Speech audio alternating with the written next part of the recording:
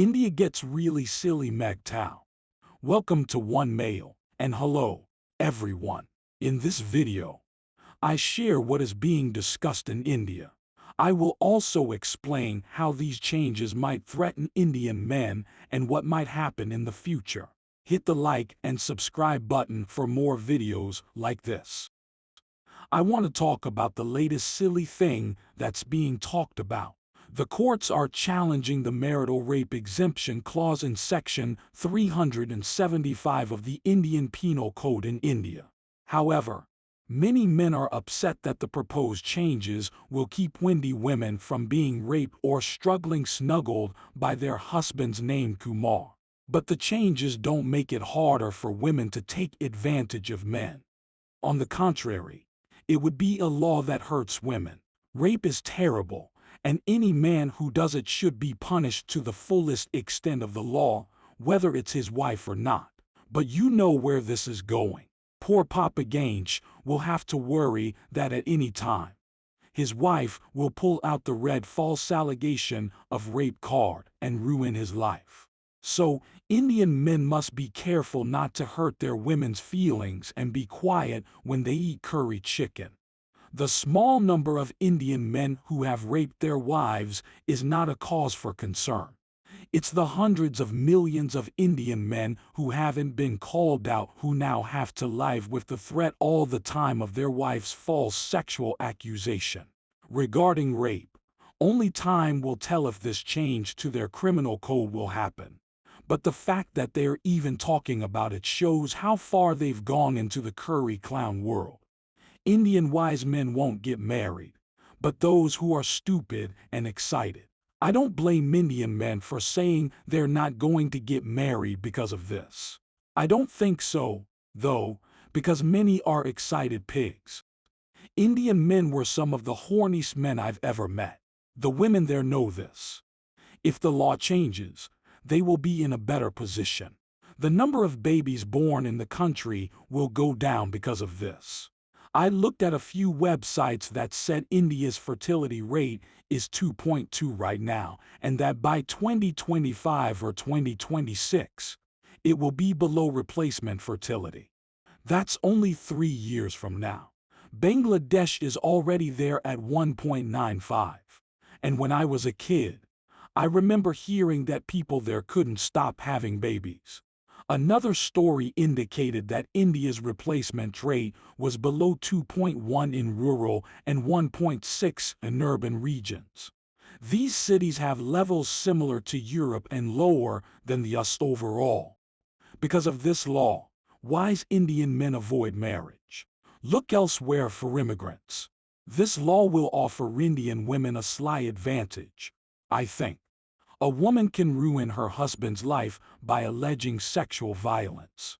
It hangs over Indian men like Damocles' sword. First, the court has to figure out what consent means, and in this world that puts women first, the man has to show that he wasn't the bad one in the relationship.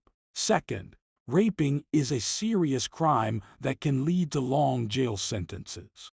Third, it would be horrible if these accusations came up in a divorce case. The Men's Welfare Trust has even said that because domestic violence and harassment laws have been misused in the past, adding rape to the definition of a marital relationship could be used terribly. I think that pretty much sums up my arguments. Men's rights groups in India resist this, but many married men would have Me Too moments if it passes. This will enrich attorneys but destroy families. Maybe the government did this to lower the birth rate and break up the nuclear family in a country with strong family values.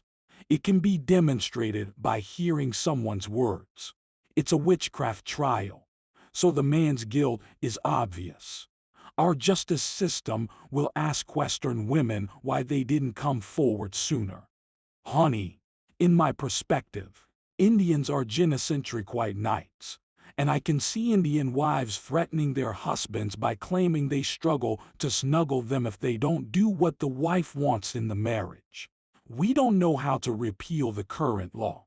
It makes a new offense that's not rape. Uncertainty reigns. I'm going to quote a woman named Rebecca John, who said that not every crime should be punished. Being punished is having sexual relations with a wife without her permission. It will be interesting to see how the court decides on this complicated legal matter. Unquote, men in India have been refusing to get married for a long time. Looking at the birth rates I mentioned earlier, you can see that this will only worsen that trend. I can't say anything about the story until I know more. So for the second half of this video, I'd like to tell you about a story called Feminists Protest for Equal Retirement Age in Switzerland. It seems that in Switzerland, men retire at 65 and women retire at 64.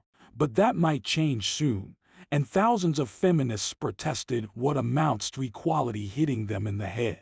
Instead of opposing that their retirement age is rising, why don't they protest that men should go down to 64? Why don't they complain that men in that country only have an average life expectancy of 81.2 years while women have an average life expectancy of 85.2 years in 2018? This means that women get an average of 5 more years of pension than men. In that country, that's not equality and female privilege. When allowances were first made, people only expected to live for about 5 years, maybe a little longer.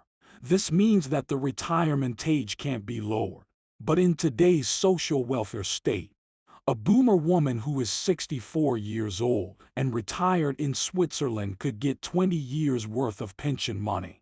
Who will pay for all of that when the fertility rate in that country is 1.5 and the population pyramid is falling? They have to raise it to stay in business. But women are upset about their quality. Even if women are treated the same as men, no one seems to understand that it will never be enough for them, no matter what it is. The one thing I'm looking forward to is all those female teachers in Canada who have huge, inflation-adjusted defined benefit plans. The government says inflation is between 4% and 6%. But we know it's double digits and maybe 15%. This reduces their buying power by 9% a year. In 5 years, they'll suffer a 50% pay decrease. Women will have to spend less. The union organization thinks pensions aren't enough. Swiss men do this. In an inflationary world, governments depreciate the Swiss franc to pay back loans to people, companies, and other countries without going bankrupt. It's sneaky austerity. By hiking the retirement age for women, Switzerland is practicing covert and open abstinence. As the world ages, there won't be enough young people to pay for pensions. Most Western countries will likely raise the retirement age to 70 or 75. I have no problem with longer, healthier lives. Boomers have enjoyed their pensions for 20 years, when they only lasted 5 to 10 years.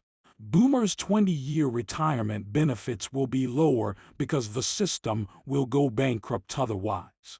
Baby boomers own 70 to 80 of society's money. Teachers who retire at 55 and live to 85 receive the most out of the real estate boom. They can't lose anything, including the stock market. So it's simple to see why they advise young people to work hard and follow their ambitions. They enjoyed wage and wealth growth throughout their lives. They had a blast. Boomer ladies who complain it's sexist that Swiss men get an extra year of retirement are women. Knowing what would happen in 10 or 20 years kept me from crying. As more women enter politics, they'll try to increase retirement and social welfare programs without enough money. Younger generations didn't have enough money to start a family to pay for their benefits. Millennials and Zoomers below you can't live well if you make them poverty. Swiss people often can't afford wives. Parliament says the retirement system must be autonomous by 2030. This will likely require VAT. These damage consumers because senior people spend less once they retire. Again, Switzerland's youth lose. People must vote on pension reform, and unions say they would oppose any move that disadvantages women. This means women will vote out any government that intends to spend less money. India's men carry whips. Imagine if anyone could accuse a man of rape anytime. He'll go to prison and ruin his life. This threat alone is enough to make most men cave. In high school, I sometimes fought Indian males. They feared violence, so they'd investigate. When I approached them, they dropped the act and ran like cowards. When I asked a few friends, they reported that the same happened, which would explain why 500,000 British men founded the East India Company and exploited the country. If you fought an Indian man who backed out, please explain what happened in the description. Indian males are about to lose the battle with Indian women, and then all I have to do is be on my best behavior. Strong men may control their sexual cravings and be independent. We all know millennials are broke and can't hack it in the real world. But did you know that Emma Watson, one of the most influential feminists of our time, has become so unrecognizable and washed up that she's starting to look like a man? If you're interested in knowing more about it, check out the latest video on this channel.